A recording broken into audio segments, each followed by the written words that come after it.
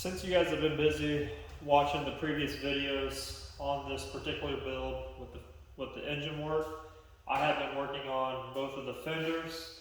I decided to show this part of it, not the bodywork side of it, to the primer, just because it's kind of a unique teaching experience, if you will, just because this car has graphics on it. And we're going to be trying to not disturb those graphics. So we're going to be doing all the bodywork, all the primer, the painting, and everything, all the way to clear coat, buffing, without ruining these graphics. So it's kind of a little bit of you got to kind of think this through a little bit. So I'm going to run over the things that you're going to need in order to pull something like this off. Obviously, you're going to need your block. Now this is going from primer 4. Like I said, I've already done the body work.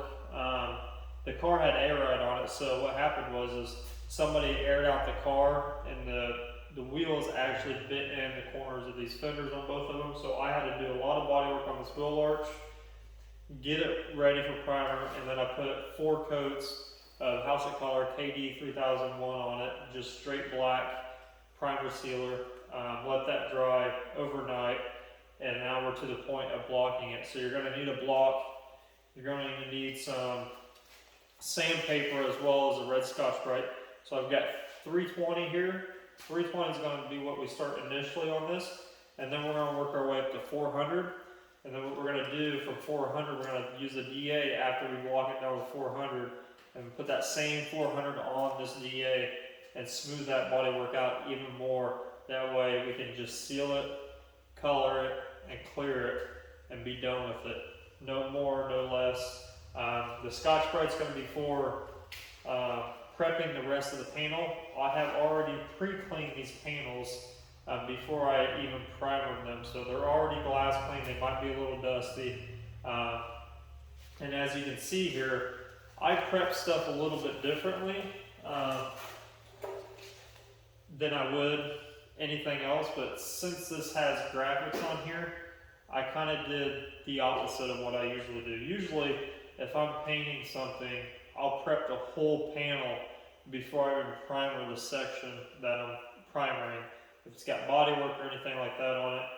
This piece, since I'm trying to keep the artwork together and have no overspray on it or burn through it or ruin them, I actually didn't prep the whole panel. As you can see, they're still clear coated. All I did was prep the section that I needed in primer. And what that's going to do is, I could have got overspray primer up here, and you can kind of feel it's probably got a little bit on there.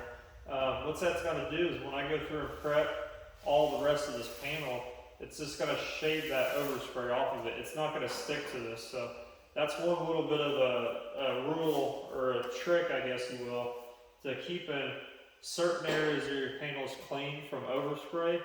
And then when I go and paint this and paint this black, there's going to be another trick where I actually mask this off and seal it and paint it and still protect this artwork. So that's the first thing, is if you have something that you're trying to protect on a particular vehicle or motorcycle or anything like that, don't go ahead of yourself and prep the whole panel. Just prep the area you're primering. Let that primer adhere to that certain area. The way you just do that, you just want to finish the area out in 320. It's not really that hard. So that way your primer is going to stick. And then the rest of you just leave pretty much clean, shiny clear without having anything hit it. But now we can actually move forward and actually get this thing fully prepped, primer ready for paint. So the first thing I'm going to do, like I said, I'm going to grab my block and 320, and I'm just going to block these out real quick. They're really small areas, so they're not going to take much time for me to do this. But something like this that was bowed in a lot, and wheel arches are kind of hard to work with anyways, because some vehicles do have a bow in them up here to allow the wheel to kind of tuck in behind, and some are actually perfectly straight. This one is kind of like a mixture of both.